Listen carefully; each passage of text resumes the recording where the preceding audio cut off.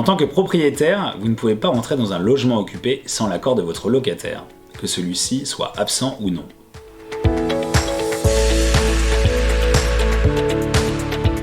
Cependant, la loi prévoit quelques exceptions qui obligent le locataire à laisser libre accès à son propriétaire.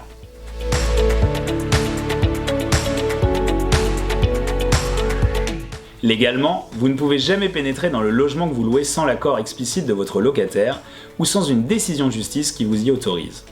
Cela constitue une atteinte à la vie privée et une violation de domicile. Et vous risquez jusqu'à 1 an d'emprisonnement et 15 000 € d'amende. En louant votre bien, vous transférez le droit d'usage exclusif à votre locataire.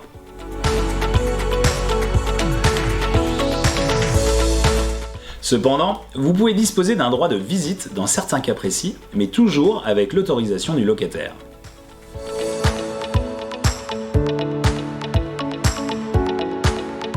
En prévision de la vente du logement ou d'un changement de locataire, le locataire en place doit vous permettre d'accéder au logement pour organiser les visites. Attention, vous ne pouvez pas imposer qu'elles aient lieu les dimanches et les jours fériés, ni qu'elles excèdent une durée de 2 heures pendant les jours ouvrables.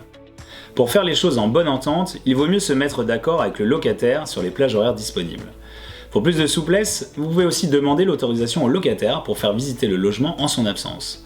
Pensez à tout faire par écrit afin de conserver des traces de vos accords.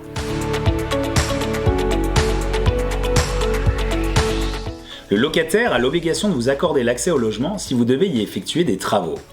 D'amélioration des parties communes, de maintien en état et d'entretien du logement, d'amélioration de la performance énergétique ou de mise en conformité du logement. Le bailleur devra tout de même informer le locataire de la nature et des modalités des travaux prévus en lui faisant parvenir un courrier avec accusé de réception. Notez que le locataire doit aussi permettre l'accès au logement si des visites préalables aux travaux sont nécessaires. Par ailleurs, ces travaux ne peuvent pas être réalisés les samedis, dimanches et jours fériés sans l'accord du locataire. Enfin, si les travaux en question durent plus de 21 jours, vous devrez proposer une réduction de loyer à votre locataire proportionnellement au préjudice subi.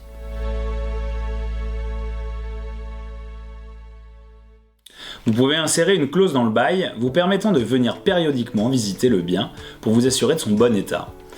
Veillez à toujours demander l'autorisation préalable de votre locataire par écrit.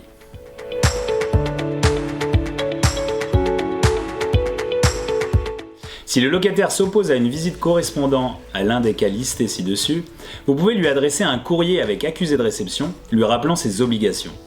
Si la situation perdure, vous pouvez saisir le tribunal d'instance afin de demander une injonction de faire.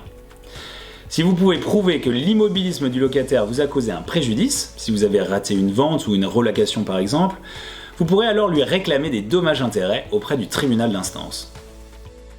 Pour plus de précisions, n'hésitez pas à contacter nos équipes France Hermitage.